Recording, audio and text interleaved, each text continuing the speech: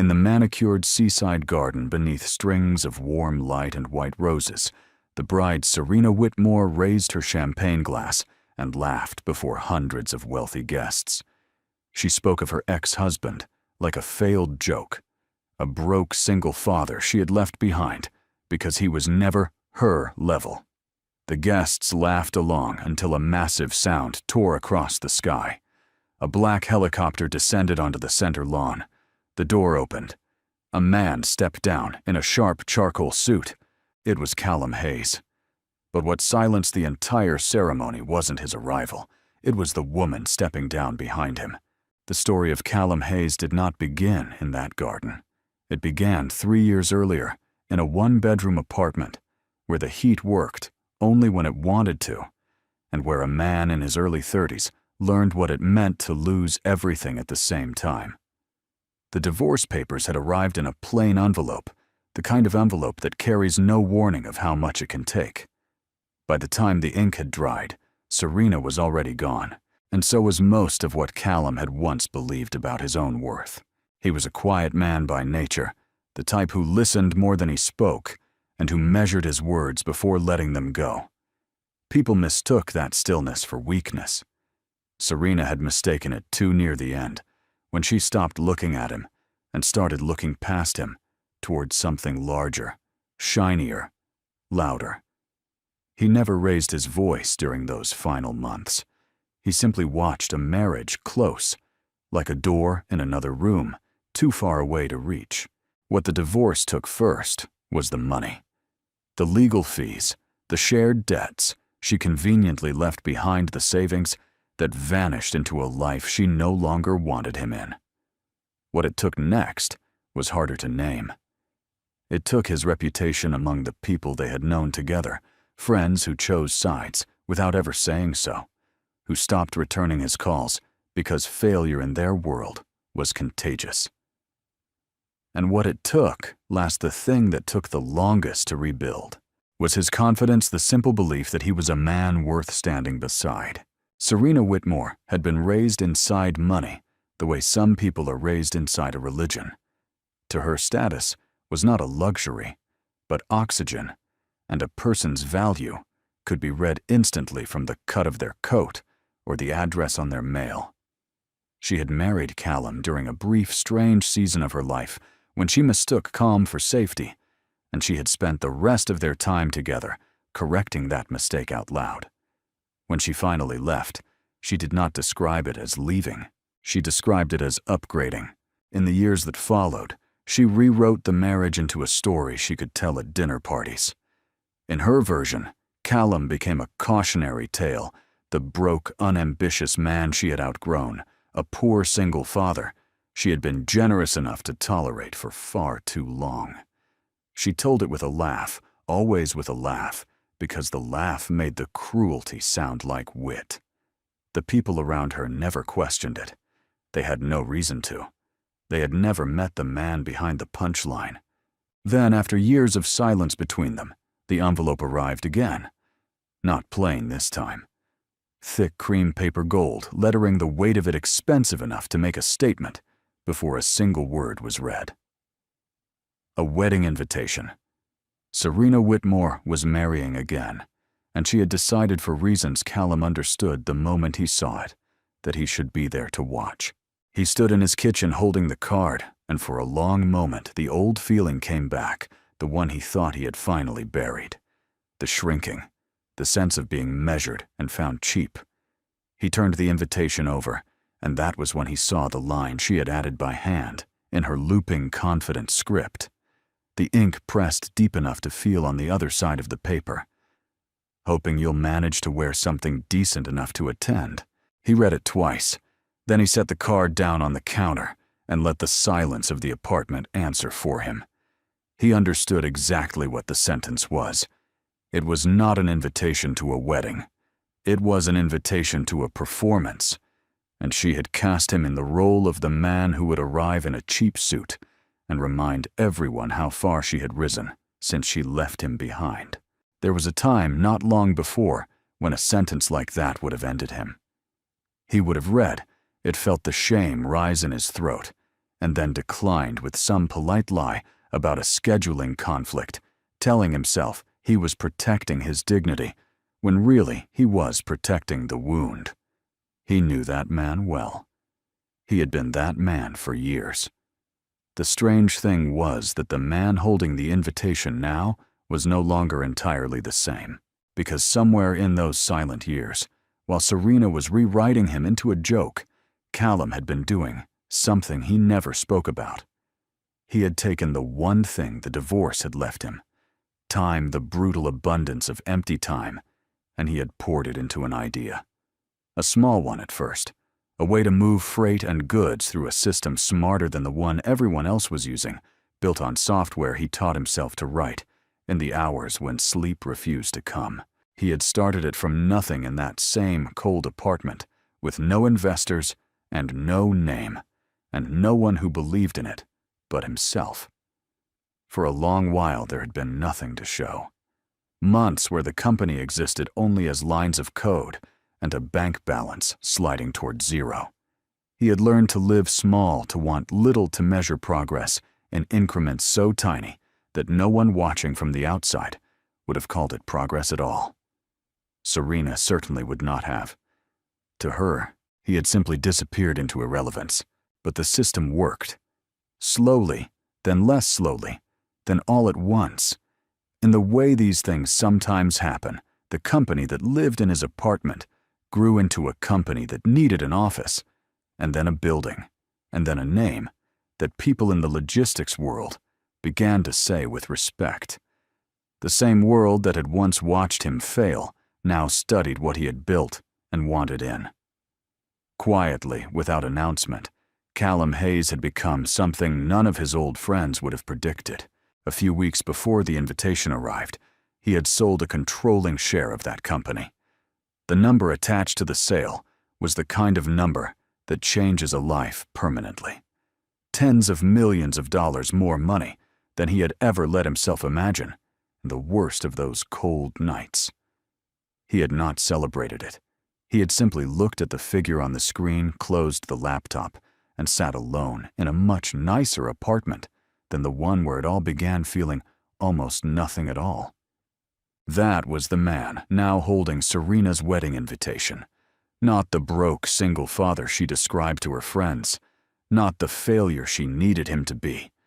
Someone she had not met and could not imagine because she had stopped looking at him years before he became worth looking at. He stood at the window for a long time that evening, the card in his hand, the city moving below him in patterns of light. The old reflex told him to throw it away, to refuse to be her entertainment, to keep his distance from a woman who had only ever seen him as something to leave. There was wisdom in that. Walking away would have protected the peace he had worked so hard to build, and peace was the only thing he had learned to value. But there was another reflex, quieter and harder to trust, and it asked a different question. Not whether he could survive seeing her again, but whether he was still afraid to. For 3 years he had told himself he had healed, and yet the moment her handwriting touched his hands, the old shame had surfaced as quickly as if it had never left. That frightened him more than Serena ever could. A man who had truly let go would have felt nothing reading that line. He had felt the floor tilt, so the question stopped being about her and became about him. If he refused the invitation, he would always wonder whether he had refused out of strength or out of fear dressed up as strength. He would carry the wound a little longer, well disguised the way he had carried it for years. And he was tired of carrying it. He had rebuilt his finances, his name, his entire life. And the only thing left unrepaired was the part of him that still flinched at her handwriting. He made the decision without drama, the way he made most decisions now. He would go. Not to prove anything to her, because she was no longer worth the effort of proving. He would go to find out for himself, and no one else, whether the past still owned a piece of him. The wedding would simply be the room where he found the answer. He did not reply to the invitation. He did not warn her he was coming. Did not correct the story she had been telling. Did not so much as hint that anything in his life had changed. let her keep her version of him intact until the moment it could no longer survive contact with the truth. There was no cruelty in the choice, only a kind of clean honesty he had earned the right to. He would arrive exactly as he was and let reality do the rest. In the days before the wedding, while Callum prepared in silence, Serena prepared in the opposite way. She filled the hours before her ceremony, the way she filled most hours by talking, and the subject she returned to most often was the man she used to be married to. She wanted her guests primed. She wanted the joke set up well in advance, so that when he arrived in whatever sad outfit he could afford, the laughter would come easily and on cue. She told them he was weak. She told them he had no ambition, no future, no instinct for the finer things. She described a man who had held her back, who had clung to a small life while she dreamed of a larger one, and she made certain that everyone who would be in that garden understood the story before its main character walked in. She had no idea she was describing a stranger. The Callum she invented for them had stopped existing years ago, somewhere between the cold apartment and the closed laptop.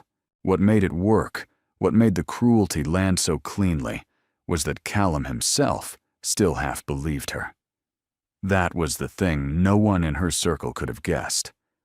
Underneath the new money and the rebuilt name, some stubborn, wounded part of him still heard her old voice and still wondered if she had been right about him all along.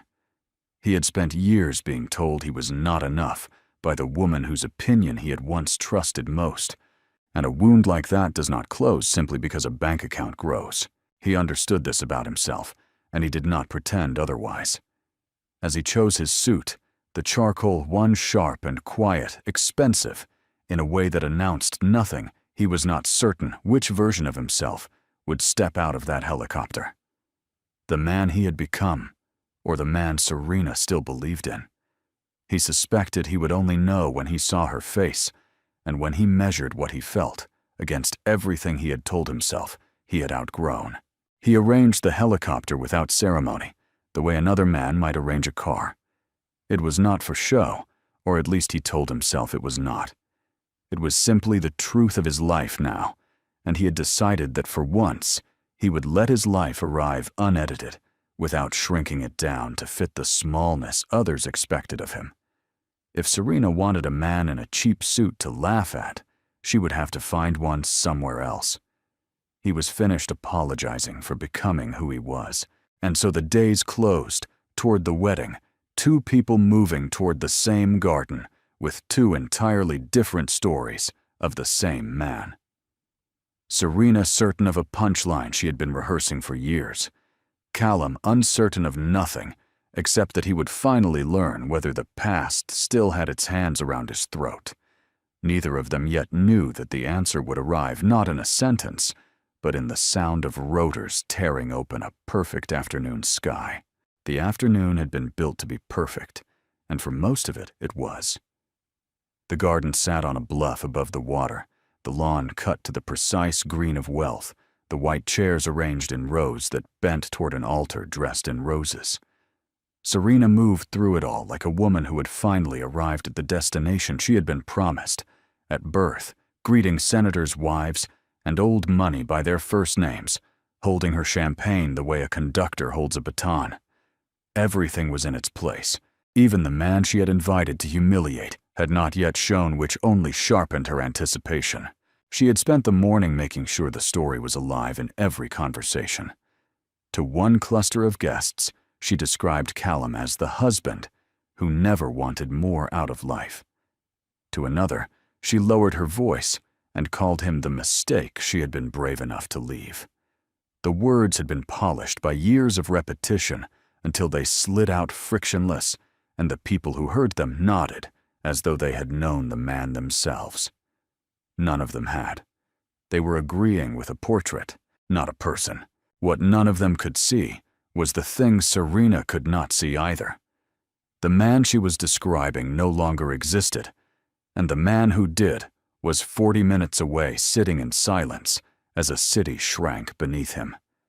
He had not come to confirm her story. He had come in the end for a reason that had nothing to do with her at all, to find out whether her voice still had the power to make him small. He did not yet have his answer. He only had the suit, the quiet, and the slow approach of a place he had once sworn never to return to. Beside Serena near the altar stood the man she was about to marry. Preston Vance carried himself with the easy confidence of someone who had never been told no by anyone, who mattered a confidence built less on character than on the certainty of his bank statements. He had heard the story of the ex-husband many times and found it useful because it made his own position feel earned. He was the upgrade. He was the proof that Serena had chosen correctly. He had no reason to imagine that the punchline of his fiancée's favorite joke was about to land on the lawn in front of 300 people. Then came the sound. It started as a tremor in the air, low and wrong against the string quartet, and within seconds, it had grown into something no one could pretend not to hear. Heads turned. The music faltered. A black helicopter swung in low over the water and then over the bluff, its rotors flattening the roses, scattering napkins and programs, and the careful composure of every guest who had come to watch one man be humiliated, and now found themselves watching the sky instead. It set down on the center of the lawn, on the very stretch of grass Serena had imagined herself crossing as a bride. The engine wound down. For a moment, nothing moved, and the entire garden held its single shared breath, 300 people united in the simple animal instinct to know who would step out. The door opened. Callum came down first, unhurried in the charcoal suit that announced nothing and therefore announced everything. He did not scan the crowd for Serena.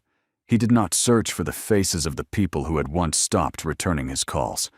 He simply stepped onto the grass like a man arriving somewhere he had every right to be, and that ease more than any words could have rewrote the story Serena had spent years telling. The guests looked at him and understood, instantly and without explanation, that they had been lied to. But it was the second figure that turned the silence into something closer to shock. Stepping down behind him, composed and unmistakable, was a woman whose face several of the wealthiest people in that garden recognized at once. Evelyn Carrington did not need an introduction in rooms like this one. Her name moved through the crowd in whispers, passed from one stunned guest to the next, because she belonged to a tier of the business world that most of them only read about. She was the kind of person they aspired to be seen near, and she had arrived beside the man Serena had called a failure. Evelyn was not there as a prop, and Callum had never treated her as one. She had been the partner who first understood what his small logistics idea could become, the one who had taken him seriously when no one else would, and over the years of building and selling the company, their respect for each other had hardened into something steady and real. She had a wedding of her own to attend that weekend nearby, and when he had mentioned almost offhandedly where he was going, she had offered to share the flight. There was nothing romantic in it. There was only the quiet truth that the man Serena had thrown away now moved through the world alongside people she would never reach. Serena saw it all from the altar, the champagne glass still in her hand, and the careful architecture of her afternoon began to come apart behind her eyes. The story she had told all morning required a broke man in a cheap suit. What had arrived was the opposite of that story, in every visible particular, and worse, it had arrived in front of every single person she had told. She watched her guests turn from her to him, watched the recognition spread across the faces she had spent years impressing, and felt the ground she had always stood on shift beneath her heels. The cruelest part, the part that unmade her most, was that Callum did nothing with it. He did not smile in triumph. He did not seek her eyes to deliver some long-rehearsed look of vindication. He greeted the few people who approached him with the same even calm he had carried off the helicopter, answered their startled questions in a low voice, and behaved in every respect like a man for whom this moment was not the point of his life. His indifference was a mirror, and in it, Serena could see exactly how much she had once mattered to him, and exactly How little she did now. It would have been easier for her if he had gloated. Gloating she could have used. Gloating would have made him petty, would have given her something to be wounded by and something to forgive, would have kept the two of them tangled in the old shared story. Instead, he offered her nothing to push against. He was simply present and successful and entirely free of her, and that freedom was the one thing she had never accounted for in any version of this day. She did the only thing a woman like her knew how to do when the script collapsed. She rewrote it on the spot. Setting down her glass, she crossed the lawn toward him, with her arms half opening and her face arranged into delight, as though his arrival were a gift she had been hoping for all along. She called his name warmly loud enough for the nearest guests to hear, and welcomed him as an old and dear friend, the generous bride, embracing the past she had so gracefully outgrown. It was a performance and a skilled one, and it fooled no one who had heard her talking an hour before. Callum accepted the greeting without warmth and without cruelty. He returned it the way a man returns a handshake from a stranger, polite and complete, and entirely closed, and the gap between her effusiveness and his composure made her warmth look like exactly what it was. The guests watched the two of them and drew their own conclusions, and the conclusions were not the ones Serena had spent the morning planting. The joke had not landed on Callum. It had circled back and landed on her. Within minutes, the texture of the gathering changed in a way Callum recognized immediately because he had seen its opposite years before. The people who had once treated his failure as contagious now treated his success as something to be near. Guests who had no reason to know him drifted into his orbit with sudden, manufactured familiarity. Men who had ignored him in another life now found reasons to introduce themselves to mention a deal, to laugh a little too readily at things he said that were not jokes. Serena's own family moved in among them. Her relatives who had spent the years of the marriage looking through Callum as though he were furniture now circled with a new and unmistakable interest. They asked with the practiced lightness of people who have always had money and therefore always inquire about it indirectly what exactly he had been doing with himself. They mentioned having heard something about a company. They wondered aloud, smiling, whether the sale had been as significant as the rumors at the reception were already suggesting. He answered them honestly and minimally giving them the shape of the truth without the satisfaction of detail, and he watched their faces rearrange around each new fact. He had known these people for years. He had sat at their tables and absorbed their small contempt, and told himself in his worst moments that perhaps they saw something in him that was truly lacking. Now he understood the thing he had been too wounded to see before. They had never been judging his character. They had been pricing him, and the old price had simply been low. The realization arrived without bitterness, which surprised him.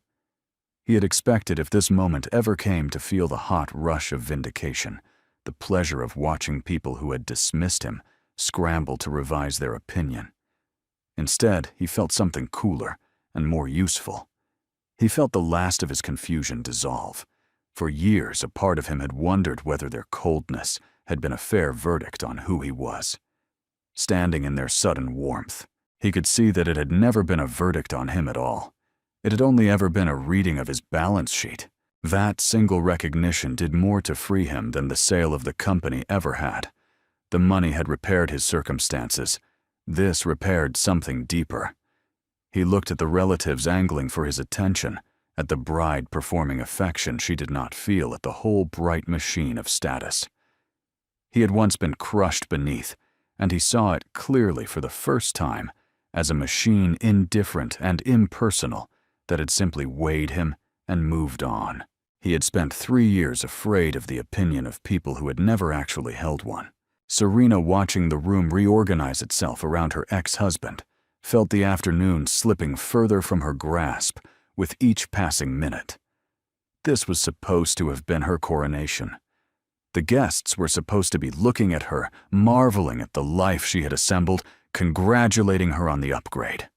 Instead, They kept drifting toward Callum, and the more they did, the more desperate her attempts to recapture the center became. She laughed louder. She touched his arm in front of the crowd. She invoked their shared history as though it had been tender rather than something she had spent years describing as a mistake. She managed eventually to draw him a little apart from the others, under the pretense of catching up. And there, with the noise of the reception covering her voice, the performance finally cracked. What came through the crack was not the confident bride of the morning. It was something smaller and more frightened, a woman watching a door she had slammed years ago turn out to have led somewhere she now wished she lived. She told him she had been thinking about him. She said it carefully at first, then, with a rush of feeling that may even have been genuine, that the years had given her a perspective she had lacked when she was younger. She said she had made mistakes she understood only now. She said the word regret, and she said it looking directly at him, and beneath the noise of her own wedding, she let him hear the suggestion she had clearly been turning over for some time, that perhaps the two of them were not as finished as the day's circumstances implied. Callum listened without interrupting, and without giving her anything to build on. He had imagined on the flight over a version of this conversation, though he had not expected it to come so quickly or so nakedly. What struck him was not the content of what she said, but the timing of it. She had not regretted him when he was poor. She had not lain awake mourning the marriage during the years he was teaching himself to write code in a cold apartment. The regret had arrived precisely when the helicopter did precisely, when a woman beside him made the world's wealthy whisper, precisely when his worth had finally been certified by people she admired. He understood then that she was not reaching for him. She was reaching for what he had become, and the two were not the same thing. And the difference was the entire story of their marriage compressed into a single afternoon. She had only ever been able to see his value once someone else had appraised it. She had needed the crowd to gasp before she could feel that she had lost something. The man himself, the one who had stood in that apartment holding her cruel handwritten line, had never been visible to her at all. Before he could answer her, the second collapse of the day began, this one not his doing. Preston Vance had been watching his bride disappear into a private conversation with the ex-husband she had spent months mocking and watching the entire reception reorganize itself around a man he had been assured was beneath them all. He was not a perceptive man, but he was a proud one, and pride sees betrayal faster than insight sees truth. He crossed the lawn toward them with the stiff, deliberate stride of a man whose certainty has just developed a crack. What he had pieced together from the whispers and the warmth and the sight of his bride pressing herself toward another man on their wedding day was not the full truth, but it was enough. He had been told a story about a failure, and the failure had arrived richer than the whole guest list and was now standing in intimate conversation with the woman Preston was an hour from marrying. He did not need the details. He could see Serena's face, and her face was doing something it had never done in front of him. It was pleading. The confrontation that followed did not stay private for long. Preston's voice rose, and the rising of it pulled the attention of the guests, who had not already gathered, and within moments, the careful seaside wedding had become a scene. He demanded to know what was happening. He demanded to know why his bride had spent the last several minutes leaning toward another man, as though the altar 20 feet away did not exist. Serena tried to manage him the way she managed everything, with smoothness and redirection. But the smoothness had abandoned her, along with the afternoon. And what came out instead was defensive and brittle and far too revealing. Callum stood at the edge of it, watching the wedding she had built to humiliate him come apart over a different humiliation, entirely one she had authored herself. He felt no satisfaction in it, which once again surprised him. He had imagined in the worst years that he would enjoy a moment like this, the spectacle of her perfect life, cracking in public. But standing inside it, he found the spectacle small and a little sad. The predictable wreckage of two people who valued the same hollow things and had finally collided over them. In the middle of the chaos, with Preston's voice climbing and the guests murmuring and the whole bright machine of status grinding against itself, Serena turned back to Callum, and the desperation in her was no longer disguised at all. She reached for him, not physically, but with everything in her expression.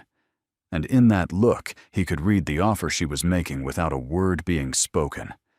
He was the way out. He was the dignified exit from a wedding that was disintegrating around her. If she could leave with the man the whole room now admired, the collapse could be rewritten as a choice. He saw it for exactly what it was, and the seeing of it completed the answer he had flown across the city to find. The past, the version of him that had flinched at her handwriting, that had wondered if she had been right about him, that had carried her low opinion like a stone for 3 years. That man was looking at her now and feeling nothing he was afraid of. Not love, not longing, not even anger. Only the clean, quiet recognition that he was finally free, and that she was offering him the very chains he had just finished breaking. The garden waited. Preston waited, red-faced and wounded. The guests waited hungry for whatever came next, and Serena waited most of all, her hand half extended, her whole assembled life, balanced on whether the man she had thrown away would catch her, now that catching her had become the only thing left that could save the afternoon. Everything she had built that day had narrowed to this single point, and she did not yet understand that the answer had been decided years before. In a cold apartment, the moment a quiet man taught himself to stop needing her, the wedding did not so much end as dissolve. Preston Vance, his pride louder than his judgment, made the kind of scene that cannot be taken back. And when the smoothness finally drained out of Serena entirely, he turned and walked off the lawn, without her taking with him whatever future the afternoon had promised. The guests, sensing that the spectacle had passed its peak, began the slow, embarrassed drift toward their cars, carrying the story away to repeat at dinners for months. The roses bent in the wind off the water. The string quartet had long since stopped playing.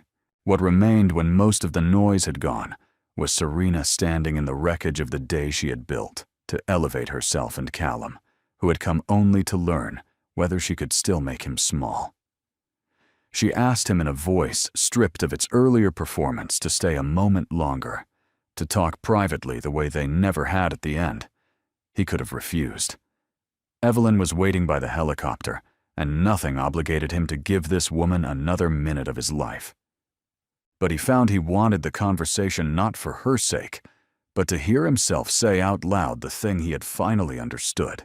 She led him to the edge of the bluff, away from the last of the lingering guests, where the lawn gave way to the long drop and the gray water beyond. For a moment she did not speak at all, and when she did, the cruelty and the confidence were both gone, and what was left sounded almost like the woman he had married before the money in her blood had finished its work.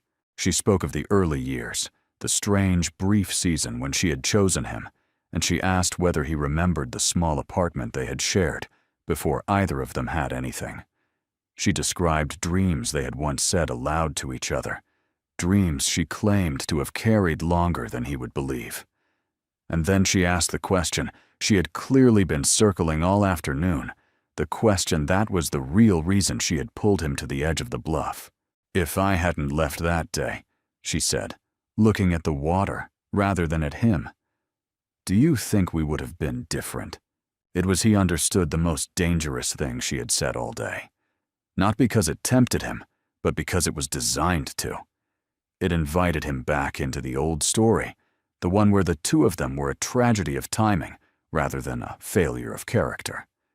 It offered him the chance to believe that he had been loved once and lost it to circumstance, which is a far more flattering wound than the truth.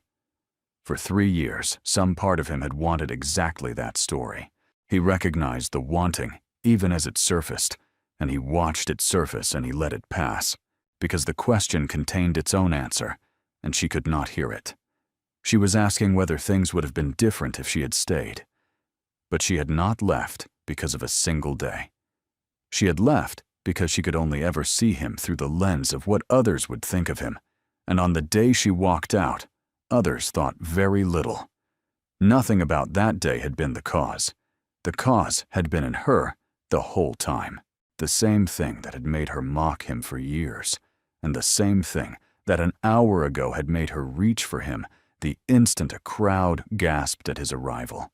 He turned the question over and gave her the only honest answer he had, the one he had flown across the city to find the courage to say. "The hardest part was never that you left," he told her, his voice as even as it had been all day. "It's that you only saw what I was worth after someone else decided it for you." The words landed, and he watched them land, and for the first time that afternoon, Serena had nothing prepared to say in return. There was no performance available for this. He had named the thing at the center of her, the mechanism she had spent her whole life running on, and named it so plainly that she could not pretend not to recognize it. She had needed the helicopter, the whispers, the family circling him with new interest, before she could feel that she had lost anything. The man himself had never been enough to mourn. He did not say it to wound her, and that was perhaps the part she found hardest to bear. There was no triumph in his voice, no edge of revenge sharpened over 3 years and finally drawn. He said it the way a man states a fact he has made peace with, and the peace in it was worse for her than any cruelty could have been. Cruelty would have meant he still felt something. The calm meant he had moved past the place where she could reach him at all. And then he did the thing she could not have predicted, because it ran against everything her world believed. He thanked her. He told her without irony that he was grateful she had left. Not as a barb, but as the truth. The day she walked out had taken everything from him, the money, the name, the confidence, and in taking it had forced him to build a life from nothing, with his own hands, answering to no one's opinion of him but his own. The fall she had caused had become the only thing that ever made him. Had she stayed, he might have spent his whole life small and comfortable and dependent on her approval, never once discovering what he could do when there was no one left to impress. She had broken him open, and he had grown back into someone she would never have built on purpose. She understood finally that he meant it, and the understanding emptied her. There was no argument against gratitude.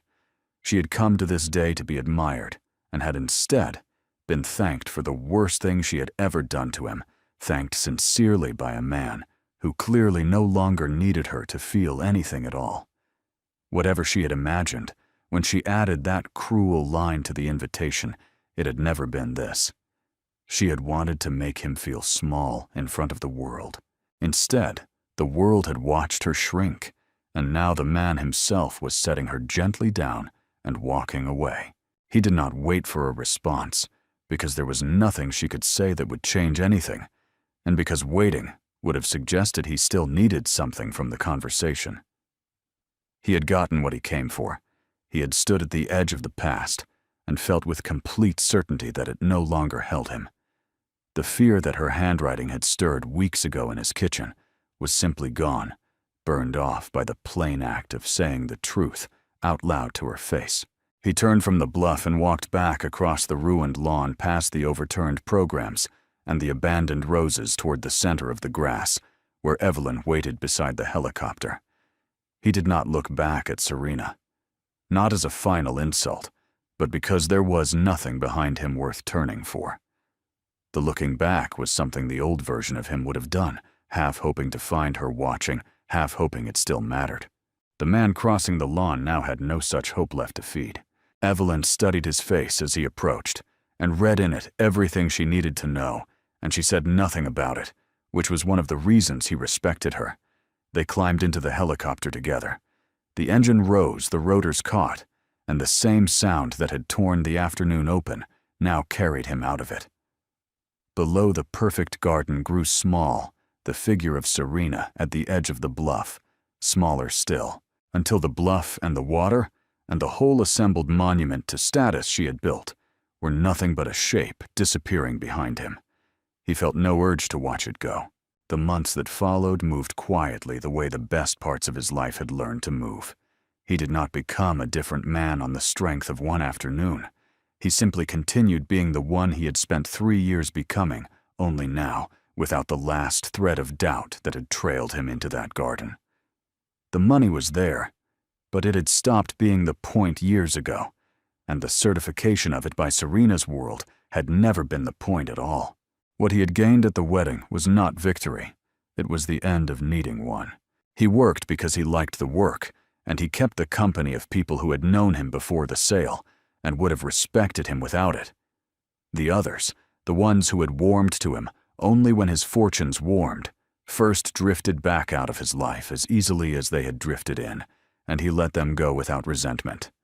He had spent long enough being measured to know the difference between warmth and appraisal, and he had no further use for the second. The low, constant hum that had driven him for years, the need to show them all they had been wrong, had simply gone silent, and he noticed its absence, the way a man notices a noise only after it stops. Serena, by every account that drifted back to him, did not fare as well. The wedding that fell apart in front of 300 people did not stay private, and in a world that ran on appearances, the appearance of that collapse followed her. The story circulated and reshaped itself with each retelling, and in most versions, she was no longer the bride who had upgraded, but the woman whose discarded husband had landed richer than the room.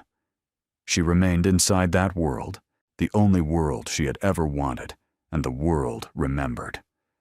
She had built her entire sense of worth on what people thought of her, and now what they thought had turned against her, and she had nothing else underneath to stand on. She was in the end trapped exactly where she had always wanted to be, in the glittering circles she had chased her whole life, except that the glitter had learned her name in the wrong way. There was nothing she could buy or perform that would restore the version of herself she had walked into that garden as. She had wanted to be admired above all things, and she would spend a long time now being remembered instead. Callum thought of her rarely, and when he did, it was without anger and without satisfaction, which he understood to be the truest sign that he was finally free. He had learned the thing the whole ordeal had been built to teach him, though it had taken him 3 years and one ruined wedding to learn it. A person's worth cannot be read at their lowest moment, and the people who try to read it there are only telling you what they value, never what you are. He had not succeeded to punish anyone. For a long time, he had told himself he was building a life to prove the doubters wrong, but the afternoon on the bluff had shown him the truth of his own motives. The men who truly grow do not climb in order to look down on the people who once looked down on them. They climb until they no longer need to be seen by anyone at all. That was the place Callum had finally arrived higher than the helicopter had ever taken him, in a life that asked for no one's approval and was for the first time entirely his own.